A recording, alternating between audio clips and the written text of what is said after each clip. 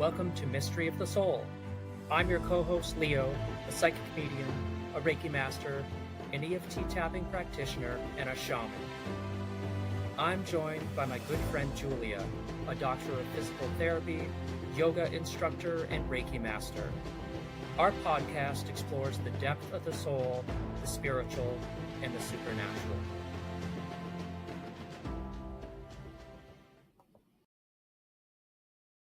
Hi, everyone. Welcome back to Mystery of the Soul, where we explore the unseen forces shaping our human experience and how spirit, body, and consciousness meet in real life.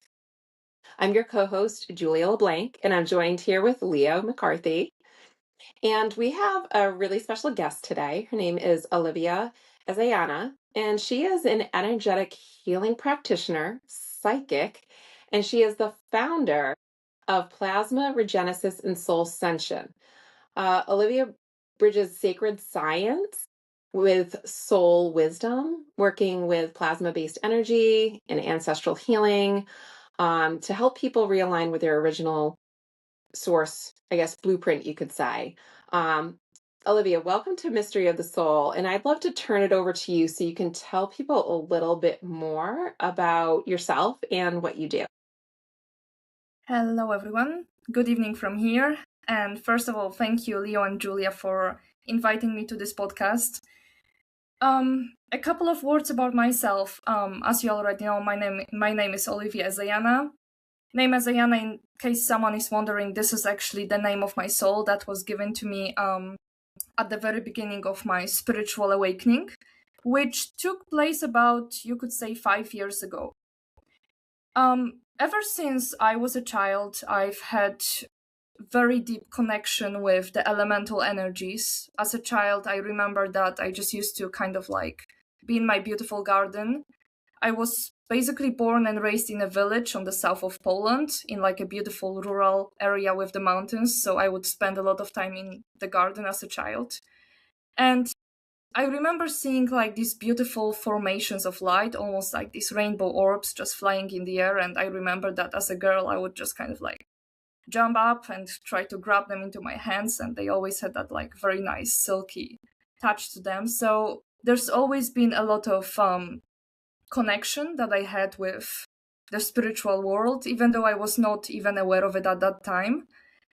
And my spiritual journey started really about 5 years ago, or we can say 6 years ago. After I've gone through a couple of, well, we can say like a dark night of the soul experiences, where all of my experiences that I've been through for the first 15 years of my life, they kind of brought me to the point where I felt like I need to look into myself deeper in order to discover who I really am, because it felt like the reality around me didn't exactly make sense. So the way that my spiritual journey started actually is I've been suffering from chronic tension headaches, and as well as like a lot of chronic fatigue in my body, where there were days where I just felt like I'm not going to be able to get out of bed. And at some point, when me and my mother, during the pandemic, we started to look more into the spiritual aspects of things. And one day I did have a set of visions that made me aware how different entity attachments can actually influence our physical health, as well as our, mental and emotional state. I managed to remove them by myself, and I did feel the change straight away. And after that specific experience that I had, I started to learn more about the healing process. I dived into the spiritual teachings referred to as Keylontic science, which have been one of the main aspects of my spiritual journey. And that led me towards working on healing sessions with people after a couple of years of self-discovery. And ever since then, I've been working as a spiritual healer, but my work with energy is a little bit different, since I do believe, and that's like one of my mottos, that you are your own healer. You are the one that can find the answer, what's going on in your body, and find a solution for it. So I'm basically offering the spiritual healing sessions that are focused mainly on self-discovery, and I'm also providing people with practical energetic tools that help them learn how to manage their own internal energies in their body. Olivia, from your perspective, where do you most often see, I guess, these like energetic distortions showing up physically? Do you feel like it's like their posture, pain patterns, breath, movement? Where would you say that you see that show up? That's an interesting question, and I don't think I have a single answer to it, because Yeah. I see it in a way like, each one of us has a very unique frequency. I mean, each one of us is so special. You cannot find someone else like you unless there's like a clone of yourself, but that's still not the same thing because there's no source point connection. So when I'm working with people, I do often get like different sensations in my body. And Okay.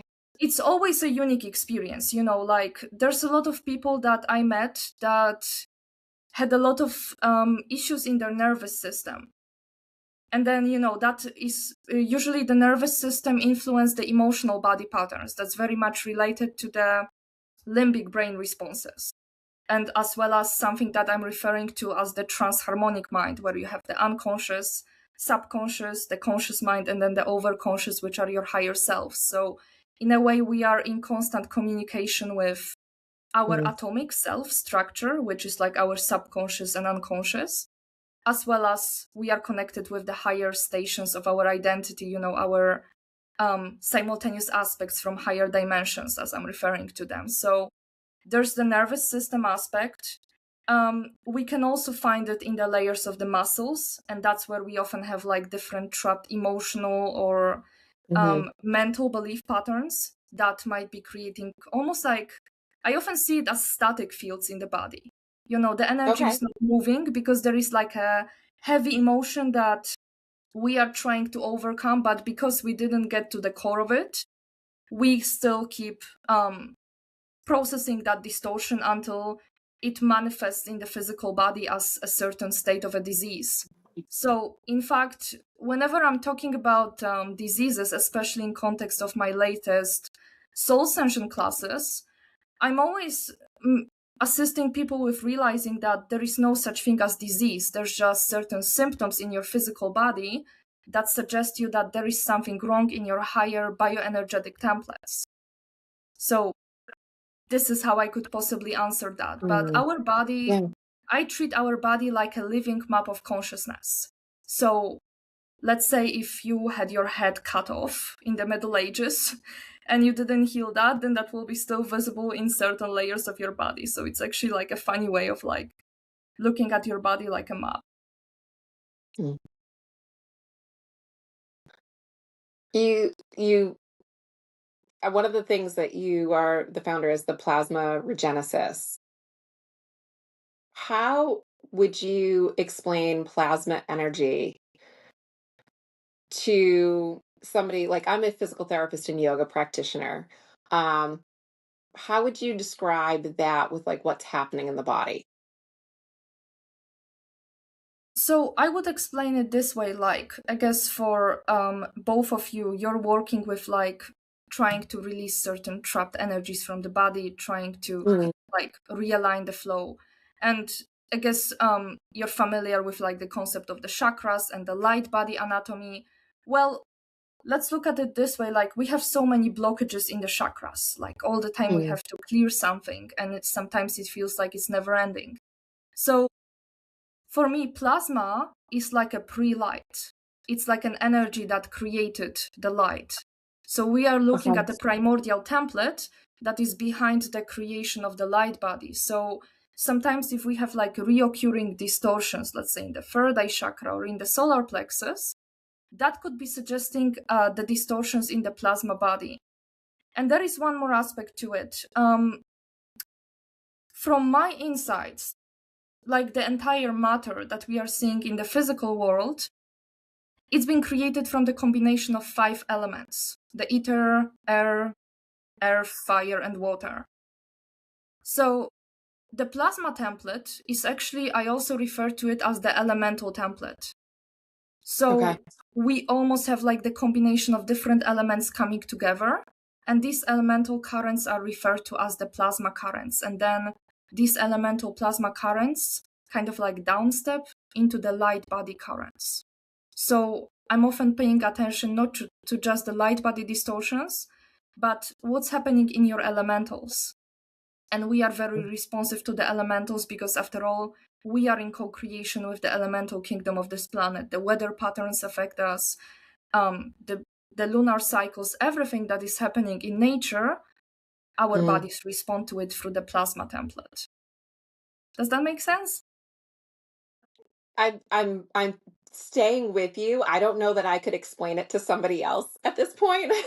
I have another question, Olivia. But Yeah, so can you tell us a little bit about like what sort of inspired like this realization that the plasma is like the foundation of, I think you said, kind of like the light body? Is that right? Yes. How did that come about? Like Yeah. how did you discover that? So it's been partially through the Keylontic science teachings of Ezayana Dean, where she mentions the plasma template. Okay. But it's been also like a lot of self-discovery, because I've been even experiencing it myself lately, because I moved to a tropical island and we have the cyclone season. And I've been seeing how the vortex is being created in the ocean. And at the same time, I could sense that vortex being created on the back of my head. And that was making me like overheated and tired and exhausted. So we can imagine it this way, or like, I don't know if you guys ever heard about it, but like most of the mountains on this planet, well, they are like giants. We can see like some of the faces of a human on the peak of the mountain, or even animals. So some of us are actually like representing like this, almost like a fallen consciousness of these big giants from Gaia, from like a higher dimension of Earth. And we can also find that in our plasma body template, where, let's say, if you were this big giant that turned into stone because of conflicts that are referred to as plasma wars, because many entities are playing with the plasma frequencies too, you may have it also in your elemental template. So there's just like this direct correspondence that you can find. And of course, you can also find it on the emotional level, because if we think about elements, they correspond to different qualities. Water is about balance and flow, fire is about passion and desire, and so on and so on. So if some of these aspects of ourselves on the elemental level are trapped, blocked, we also experience that in our emotional body. And the same goes with like, if there's any trapped emotions, then there are plasma template distortions. So we can see there's almost like this mirroring process, and working with the plasma template helps us learn how to work with our own energies in the body. Because if I was supposed to locate the plasma template, it's located underneath our physical body skin. So it's like our internal template that also in a way connects us to our personal source point. So this is my perspective on it. Olivia, how do you see plasma-based healing as something working alongside traditional medicine and movement practices? Or do you think it operates on a different layer?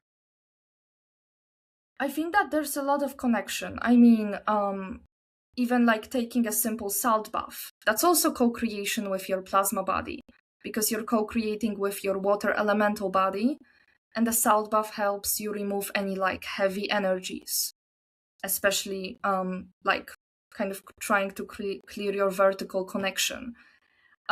Working with just like lighting up an incense, well, that's co-creation with the element of fire. That's also very purifying. So we don't even realize that, but actually so many things that we do is elemental co-creation. So in a way, I think that if we were to like have, let's say, like a massage therapy, but some of us would learn how to not just massage the body, but also like the plasma body templates, because we can do that. We can kind of like send our plasma body to someone, kind of like just like someone is doing it through astral projection, which I do not recommend, but you can do it with your plasma body or with even higher layers than the plasma body. You can also assist someone with realigning their elemental bodies. So this is my perspective on it. I think that there's still a lot to discover when it comes to the contemporary science and its approach to that. Mm. I have another question. Mhm. So along your healing journey, Olivia, like what have you discovered that you feel like has helped you with clients and empowering them to kind of heal themselves? I think that like I always see healing work as a process. So I don't think it's just about like having one healing session with someone and then you consider yourself to be healed. Right. It's kind of like a work in progress. So I've been running my classes first, the PlasmaRegenesis and then the SoulScension. I've been running that for over 2 years now, because I noticed that actually the more I learn, the more things are coming up. Because our healing is like a journey. It's like we're walking through this path of self-discovery. We know more about ourselves and the universe. And then we realize there's just so much more. Like, and sometimes it's also just about going to the basics. That's kind of the approach that I had to take on one of my recent SoulScension classes, where I felt guided to talk about the shape of Earth, because we have like a lot of conspiracy theories, like whether it's flat or it's round, just like the science dogma is talking about it. While I actually realized that it's both, that we reside on a much larger planet that we think we are on. Our planet is in reality much bigger than just the 7 continents. And that just made me realize like we are thinking about going to other dimensions, but we haven't even fully explored the volume of our planet and how massive it is. So a big part of like what I'm teaching on my classes is going beyond something that I'm referring to as the yin yang overlay, which is like almost like an imprint of duality, where we either think that something is white or black. We don't consider the two perspectives together, because even when we think about the shape of Earth, we have this whole, flat Earth community that thinks that Earth is not round, and then we have another dogma that talks about Earth just being round. Why don't we connect these two together? So spirituality in a way is about the alchemy of different perspectives to find that deepest truth. Yeah, What do you that's think really are, interesting. yeah, I was going to say, what do you think are the most common misconceptions you see around spiritual evolution or ascension that that keep people stuck or like disembodied? There's so many. I mean, sometimes I feel like I'm even a little bit controversial in spiritual communities, but the biggest one for me is that sometimes spirituality is perceived as religion. So, like, we follow all these spiritual gurus, or we are being told that maybe we should pray to this archangel because it can give us some help. While I think that spirituality is first and foremost about self-empowerment, that you are your own god or goddess and the power is always within you. There's certain forces that can help you, that can assist you, that can guide you, but there's a really big difference here. And I just feel like people sometimes, because of the overlays from religion or their upbringing, they tend to just kind of look outside instead of trying to internalize their experiences and find out why they are actually in a certain situation. I mean, when we are experiencing something negative, like, do we actually sit for a moment, try to relax and ask ourselves if, like, why is this happening to me? Or do we kind of stay in that emotion? So this is like a very important aspect of like my journey, like kind of asking yourself the questions like, why is this happening to me? What is the reason for it? What am I getting out of this? So I want to ask, when it comes to like karma or like ancestral imprints, how would you describe to somebody how they can tell like what traumas are theirs versus something that they've inherited or is ancestral?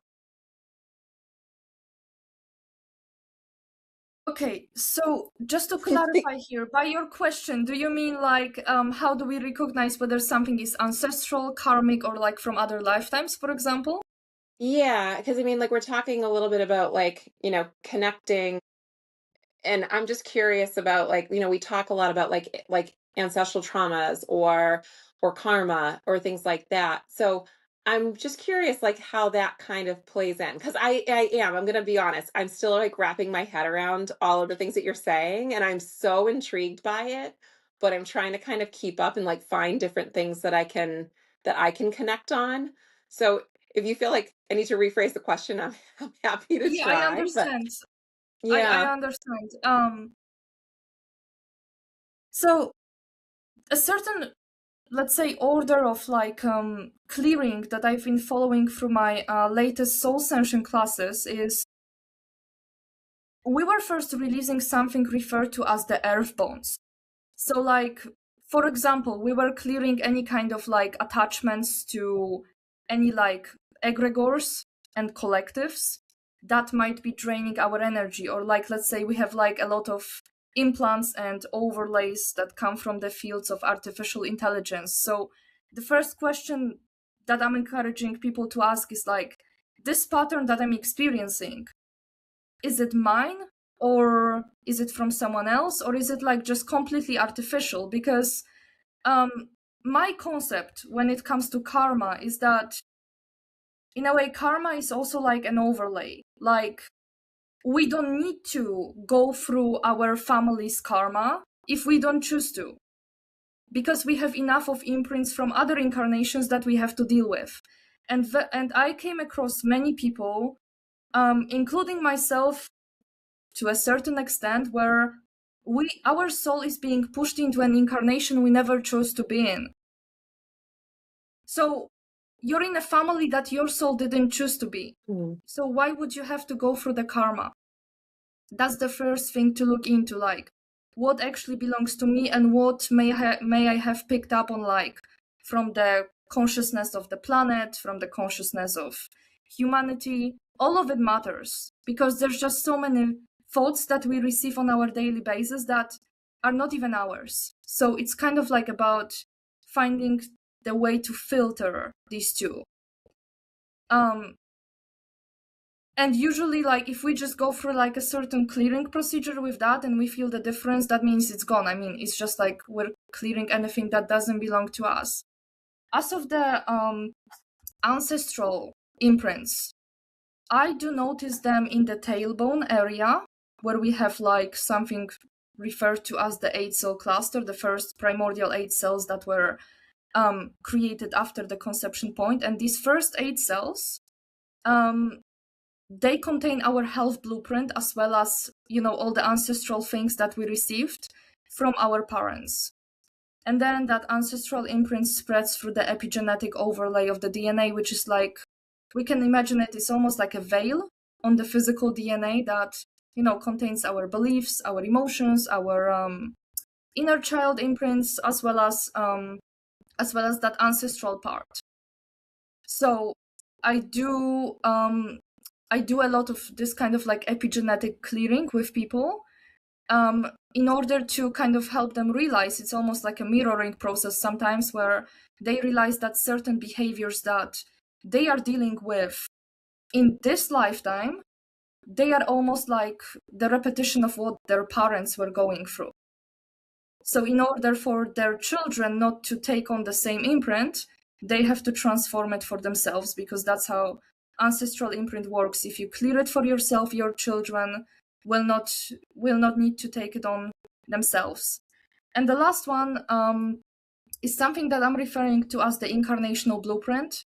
And so this comes down to like all the traumas, imprints, memories from the previous incarnations, or also from like simultaneous incarnations.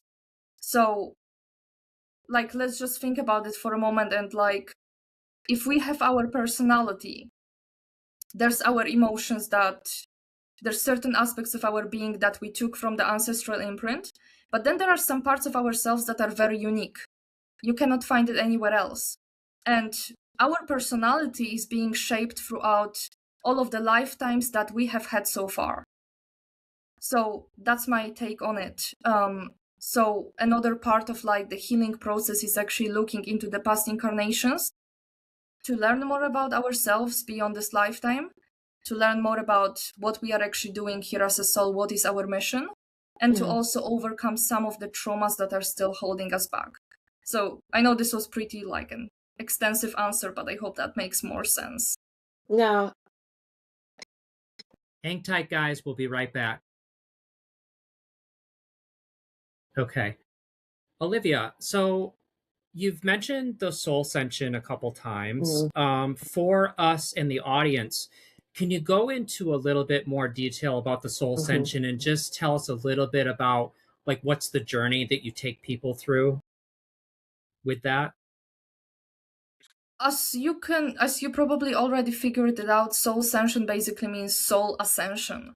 So in here it's about like going through the process of soul integration, like, you know, integrating your other incarnations, remembering who you truly are, and embodying your soul mission in order to be able to move on to the higher realms of consciousness.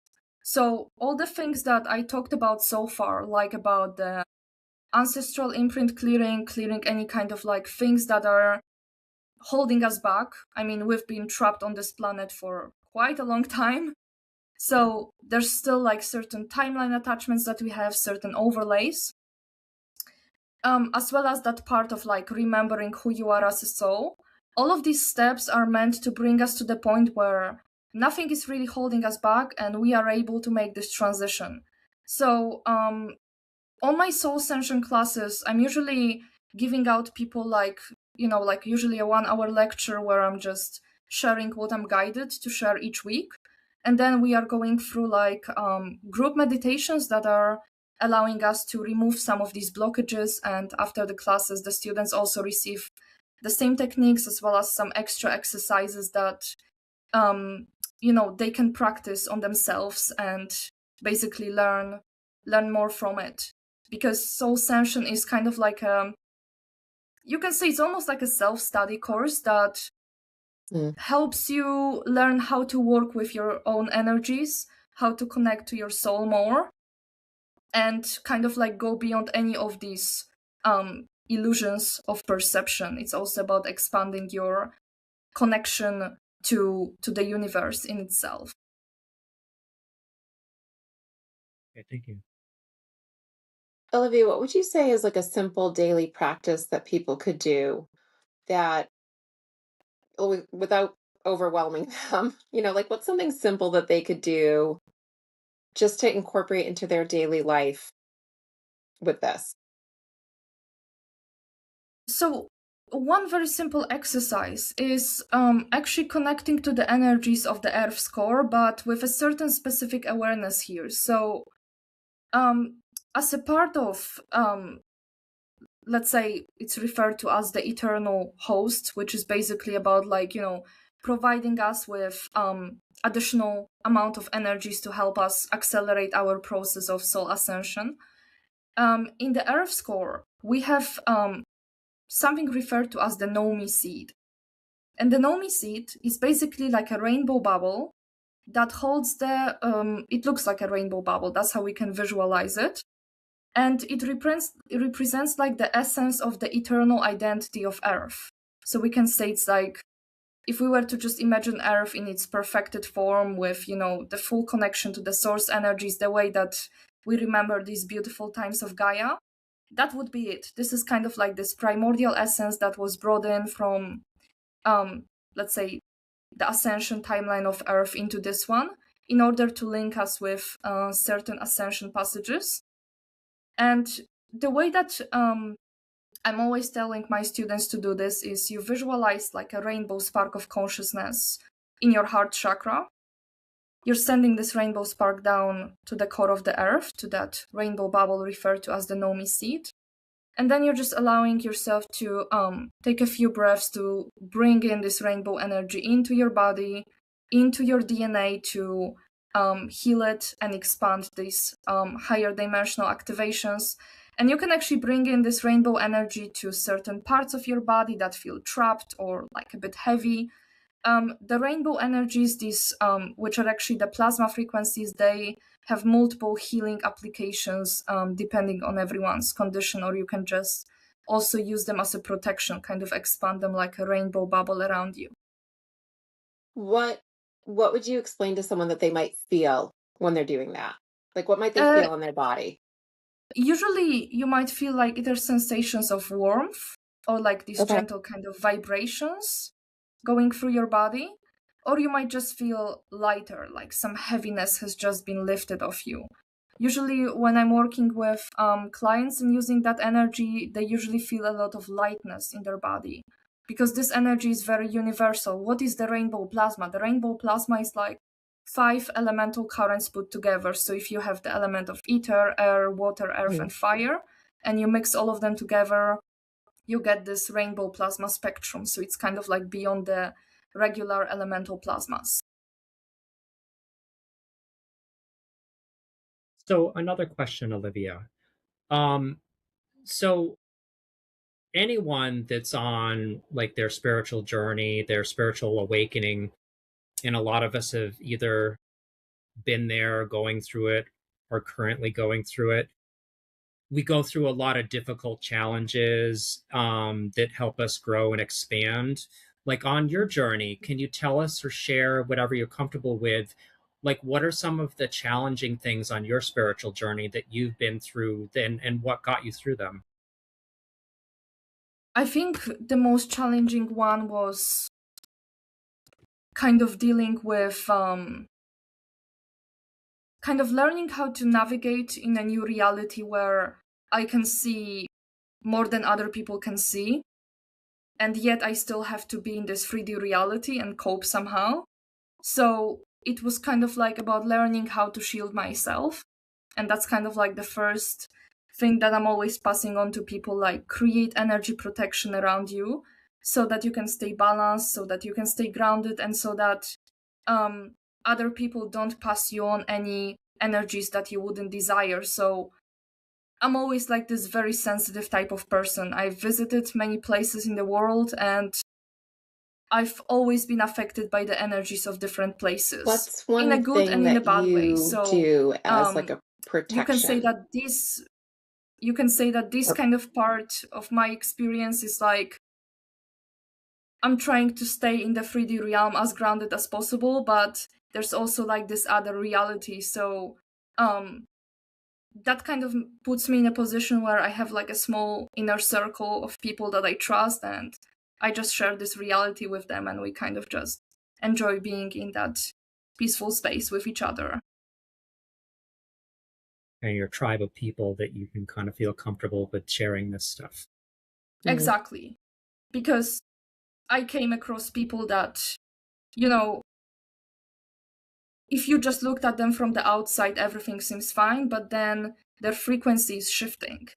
So it's like these small shifts on a subconscious level that I'm just like very sensitive of. So that's been like, I think, the most challenging part of my journey, as well as dealing with like always trying to find a balance in my body, because I've been born with like a very activated nervous system. That's why I'm also so sensitive. So it's always like about trying to maintain the balance between different parts of my body that are running different frequencies as I'm working, doing sessions, or just being here and trying to just bring in as much as possible.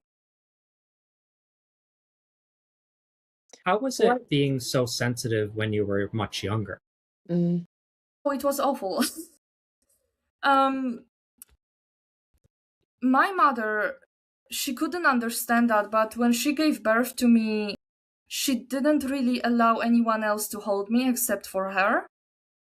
And people would find it a little bit weird, but considering the influence that I had from my father's ancestry, that was quite correct, because there were like a lot of heavy Masonic energies over there. So growing older, I've always been like very, very sensitive, almost like I didn't like touching most people. I just felt like I need to be in my own space. And then when I started going to school, I did have a couple of bullies, and I had to get a little bit stronger, kind of like creating my own armor.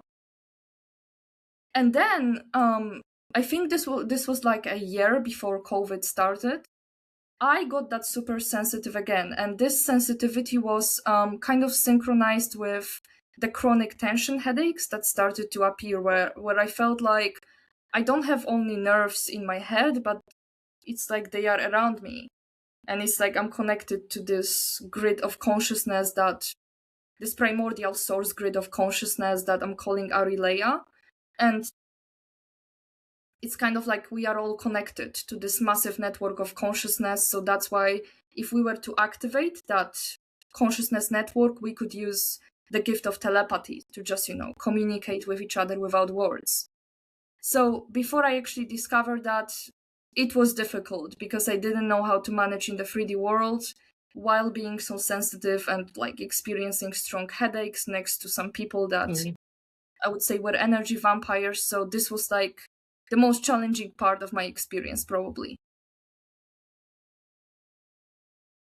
What's one kind of technique or something that you recommend to people that you've used to protect your energy, that you've used as kind of like your bubble? What's a way that you would kind of like guide somebody through doing that for themselves? Okay, so one of the techniques that did help me a lot was like expanding something that I'm referring to as the invisibility cloak, where it's like, let's say on 3D I'm still here, but like I remain invisible for all other beings that are, in the astral plane, any kind of unfavorable beings that may want to steal my energy. So I usually visualize this pale blue diamond crystal between my chakra 3 and 4, so like between the solar plexus and the heart, like right at the tip of the breastbone. And I'm expanding the energies from that crystal outwards around me, almost creating like a coat around me, so like around my shoulders, all the way down to my legs, and also like a hoodie on my head. And the moment I managed to build that pale blue cloak around me, I just kind of close my eyes and visualize that my body just kind of disappears. And that really makes a difference, especially like I do it sometimes before going to sleep to, avoid any kind of interference coming from the astral plane. Leo has a good one that we've used and we've talked about it before, but one of my oldest children has had some problems with like anxiety and worry, and we use the Iron Man suit. So it's just like a little bit more relatable for him. Or like I think of like you said the like invisibility cloak. I'm thinking like Harry Potter. Harry Potter, yeah. Yeah. Why But I not? think that it's like it's nice to have like those types of visuals for people, or like for them to kind of understand like what works well for those of us who use those techniques, because I do think that that's something that um you know, being able to protect your energy is a really important thing. Um, thank you. It's one of the basics. So Yeah. I think it's also good to introduce it to children who have like usually a much more vivid imagination than we do. So for them it's easy, they can feel it, they can sense it, they almost live in the reality of it. Yeah. Olivia, if you can think back to your childhood, like what advice now would you give parents raising highly sensitive kids? Like, what do you think would help parents, and what would help the Mhm. kids that they're raising now, maybe from what you've learned? To never say statements like, oh, this doesn't exist, oh, you made it up, oh, this is just in your head, because we may not see it, but someone else might. And we have to allow the children to kind of have their own experience. regardless of the age, because from my insights, up to the age of 6, the child remains very open to the astral realm. It can still see the higher dimensional planes, so like having very vivid dreaming experiences or even having visions and seeing things. This is actually normal, and it shouldn't be labeled as schizophrenia or any kind of mental diseases, because that's when we make a huge mistake. That's when we may end up giving something to our children that will just create a severe blockage in the nervous system. And I think the second advice would be for the mother to protect her energy when she's pregnant and for the first few years of life, because she's almost like her body, her womb space becomes like a sacred temple. And her body, her energy field, actually, her entire biofield is protecting the child. And later it is her field serves like as a blueprint for the child to start creating its own protection field, which is progressively taking place from the age of 1 to 12. So if later in the life someone experiences like psychic attacks, and even though they protect themselves, but they still feel like it doesn't fully work, it might actually be because the mother didn't have a stable field. So then that person never really got the right blueprint how to reconfigure their energy field to protect themselves from such attacks. So raising awareness about energy shielding, that's actually very, very important. Thank you. What would you say to somebody who maybe is like curious or skeptical? To what, like to everything that we've been talking about, or Yeah, for somebody like it just like what's something that you like if somebody comes in, I mean we've all had those people kind of cross our paths. They're like, yeah, I don't believe in that. That's a bunch of like, you know, just stuff that like doesn't make sense or, I think that that's not they find it doesn't align with them. Like I love this stuff, right? Like I'm like, tell me more. I want to learn more. Like I'm fascinated by it. And I think that's one of the reasons why like Leo and I do this is like I think exposing people, having them learn more, hear more. But we do know that there are those skeptics out there. And some people I think are skeptics. Some people I think are just they're curious and they just don't really know what to say or what to ask. So for somebody who does come across as being curious but skeptical, like what would be something that you would use to help to guide them with this? I mean, I would wonder if I would actually guide them or just let them have their own experience so that they could actually like learn for themselves and see What that would there that is actually that there's actually more than just the physical reality. And I think that we're progressively getting more and more physical proof of that as well. I mean, even if we just look at the principles of the quantum field, that just brings a completely different vision of reality, But usually something that I'm just starting with, if someone is like completely new to this, and I did work with a few people like that, is just learning how to feel your own emotions in your body, and just actually seeing that if you do simple energy exercises, like if you just visualize something and you feel lighter or more relaxed, because that's what we usually feel in the beginning, well, that's already a sign that something is working. Even if Okay. these people think that it's just affecting their nervous system, well, it still makes you feel better, right?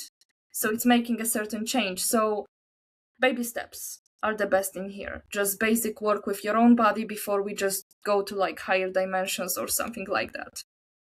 Yeah, I think and that's something that I wanted to just kind of like create that I guess a bridge for maybe a gap for because I know we have listeners who are kind of at all different levels of where their understanding is and I mean even me I'm learning more and more every day and like I said before I'm trying to wrap my head around a lot of what you're saying and it's like down to my core like I'm hearing it and it's like resonating with me but then this part here is like, wait, what is that? And I'm kind of keep circling back on the things that you've been talking about, and I'm like, this is really very cool and But it's fascinating. not anything new. I mean, even people who listen to Yeah. me regularly, they just sometimes need to re-listen again, because I'm like a very neurodivergent person, so I just have like tons of ideas in my head, and then I'm just throwing them around.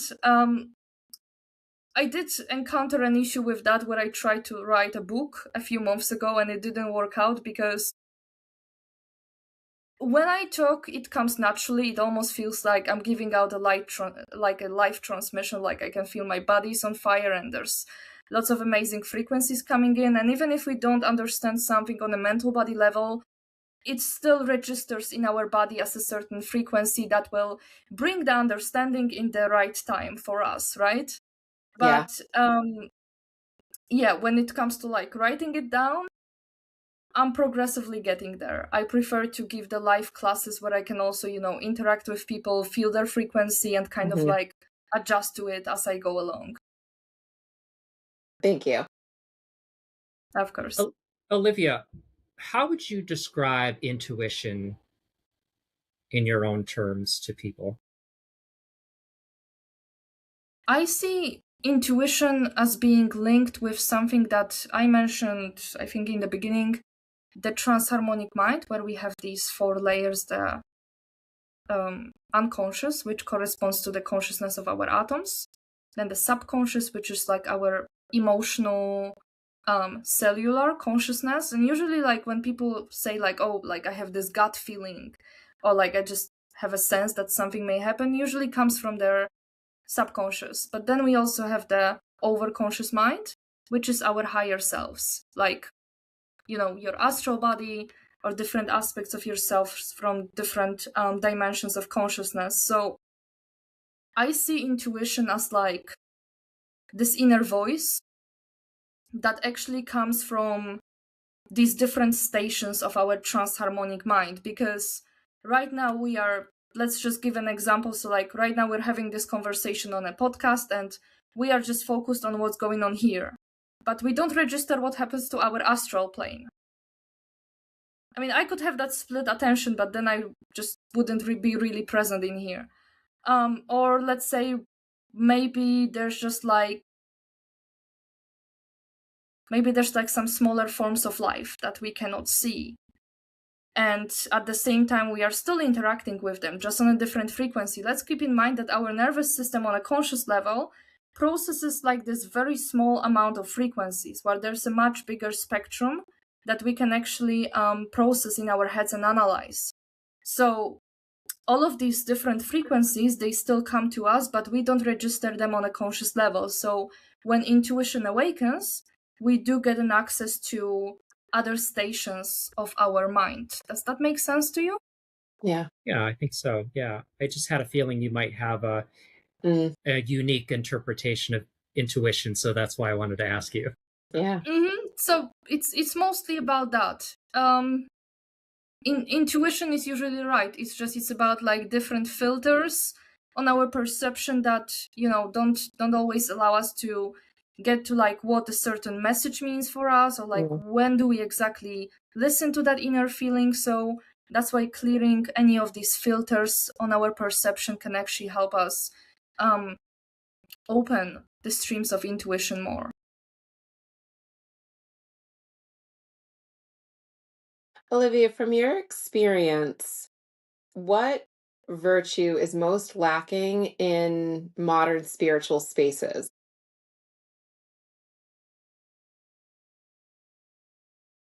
The virtue of mindfulness, I would say, because sometimes like I'm not really active in so many spiritual communities, but I'm often looking at just the social media and you can see people fighting with each other, people accusing themselves of energy attacks. And while energy attacks are reality and we can all attack each other, but there's just like a really big amount of like almost like sometimes this victim-victimizer game playing out there.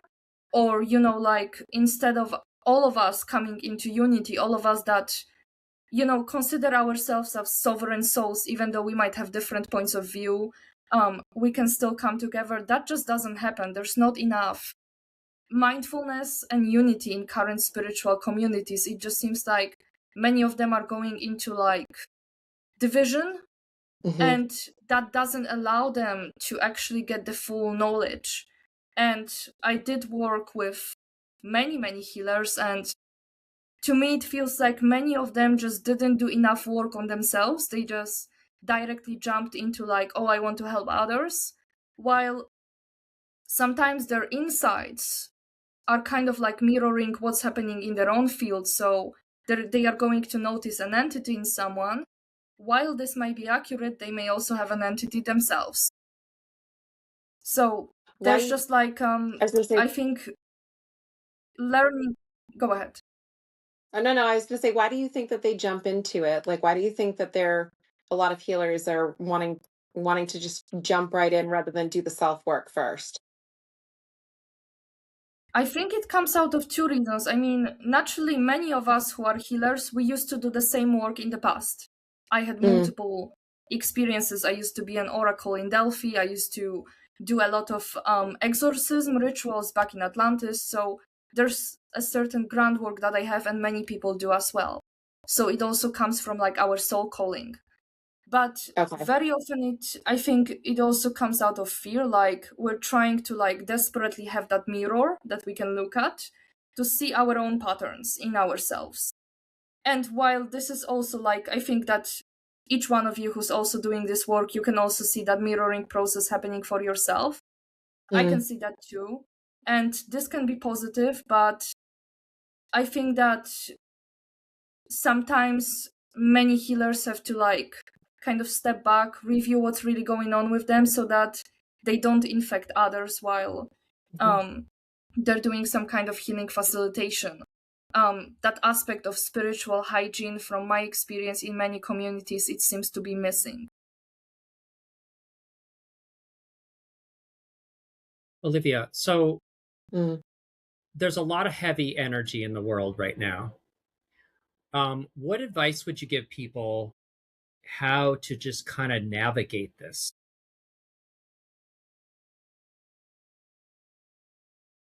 I think that the main aspect of what is going on right now is that we're seeing a certain system trying to collapse, but that system has been, held in power for so long that it needs a lot of time to actually, go down.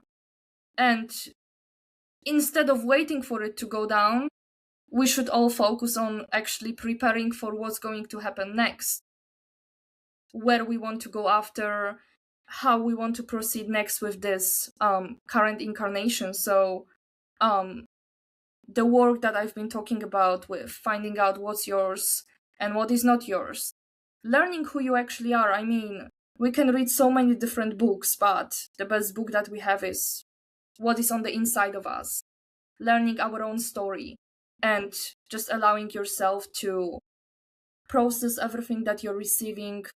Everything comes for everyone in the divine right timing. Each one of us is, at a different stage of learning. So this is pretty much the best advice that I could give at the moment.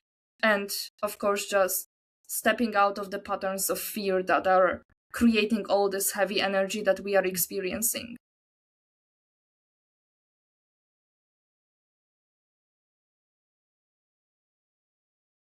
What would you say about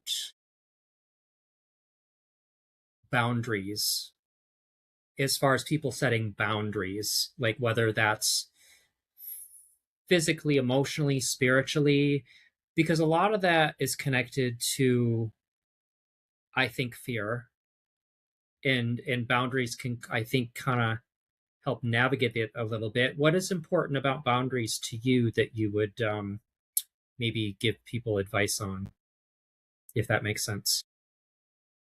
It does. I mean, I think it all comes down to this self-realization, even if we take the core virtue, which is the virtue of love. And then there's different types of love. I mean, we have the soft love, which is like, this love between mother and a child, between two partners, or between friends, all sorts of forms. And then we have the tough love, which is about setting boundaries, realizing that if someone is abusing me, then if I'm not going to say no, it's like I'm allowing myself to get abused. And that's when love turns into martyrdom. I mean, we've seen that even with Christianity. Many people hold imprints of that too.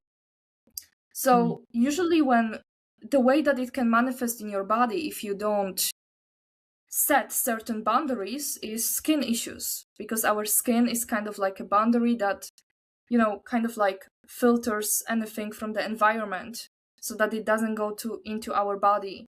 So any kind of like rashes, skin irritations, distortions on that level clearly show that there are some boundaries that you may want to work on. So that's my take on it. Creating these boundaries doesn't mean that you are blocking or isolating yourself. I don't see it that way. It's kind of like a part of spiritual maturity and realizing like what is good for you and what is not, because there's many things about this planet that are not quite organic, and we just want to take that part that is good, and then any aspects of our energy that are somehow disharmonic, we aim to transform them.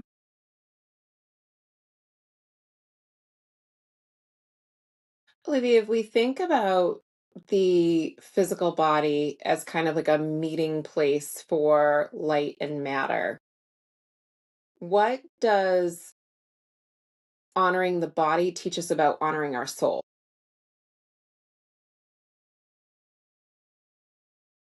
Let's think about it this way. I mean, we could have just stayed in the spirit form and experience, but for some reason we decided to take on a certain body form. And well, right now we are in a human body, but we used to have probably many other forms, not necessarily the human one. So the reason why we do it is because we want to experience how it is to be a human and how to embody the spiritual virtues while being in a human body. That is one of the main reasons why we are here to begin with. So, in a way, when you disrespect your body, it's like you disrespect the temple that you are in. Your body is, in a way, it should be the expression of your spirit.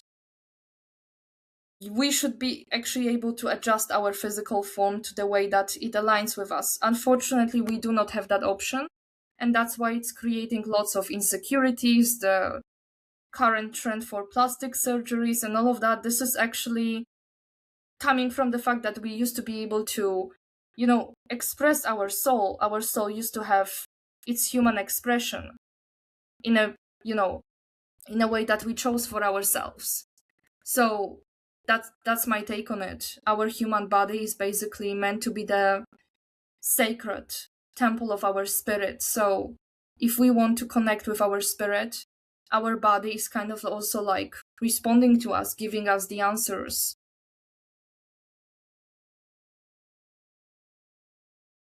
Do you do a lot of, like, I know probably you use a lot of your clair senses and your psychic abilities to do a lot of your work.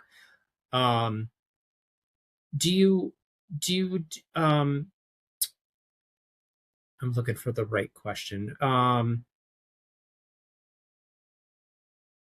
Like, how did you develop the psychic abilities? Like, did they happen as like you were a child and then kind of develop? Like, I know a lot of people that are highly sensitive, those clair senses are really strong and those abilities come out. Can you just talk a little bit about that? So as a child, I was more like, let's say, clairsentient. I used to be able to feel a lot and have a little bit of visions, more like through dreams. Mm-hmm. But then I did suffer like a couple of like very rough abductions, and just everything got shut down. Like, I was afraid to sleep at night because it was dark, and I just felt like there's always something out there, even though I wasn't really sure what that was. And then around the time when my tension headache started, I became again like very sensitive of what's going on to my body. Like, even when I was like bending down, I could feel the changes in my body. Like when I was shifting like my alignment with the chakras, I could feel everything. Sometimes it was even a bit frustrating, like, why do I feel so much? And afterwards, there's like 2 months or 1 month of my life that I don't exactly remember what's been going on at that time. Like, I just know I was studying spirituality, but everything else is kind of gone. And from my insights, what happened to me is that I kind of spent like a bit of time in other dimensions where I was learning how to heal people, because after that month, I was just able to see people's bioenergetic templates, where they have distortions and all this kind of stuff. So for me, I would say this came through a part of my soul contract, which is actually about like assisting others. So naturally, I do need these skills. So I've been later on like doing exercises to develop it further, going through all sorts of initiations. But yeah, it kind of like struck in simultaneously at some point where I was able to see what is in my field, what do I need to clear to be able to move on with my life, move on with my experience. Thank you. I just kind of felt there was something there that we needed to hear. So thank you for going into that. Definitely. So it's kind of been like this phase where like for the first 5 years I was very sensitive. Then for like 10 years there was nothing because of the abductions, and kind of like, let's say there was a certain technology in my body that was just like shutting down this perception. And then once that technology was removed, I was able to like sense a lot more and be able to help my body.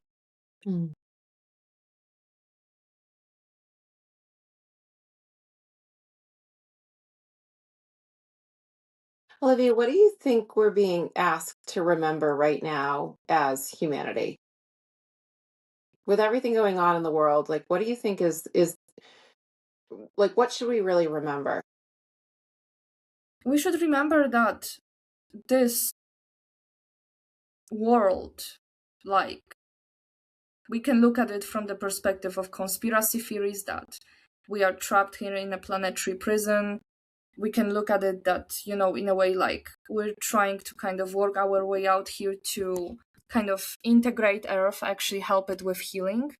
But what we should remember is that what is happening right now, like, even with what happened in 2020, without getting to details, this is not the battle for our human bodies, this is the battle for our souls. Because what they want is that in order to, you know, decrease the consciousness of the planet, they need to infiltrate as many souls as possible. So it's almost about that infiltration effect that started to be even more present on the planet after certain technology was introduced in 2020, if you guys understand what I'm talking about. So this is like, it's about that awareness that our soul is a gift.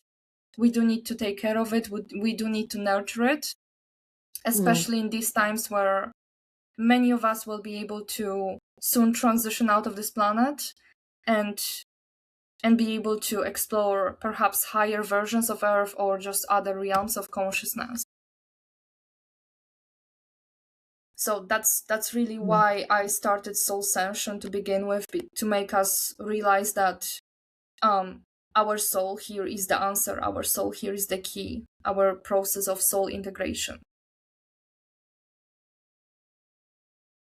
And I think I already kind of asked this, but I'm going to ask it again, I think in a different way. What do you think the body teaches us about the soul that our mind just on its own never could?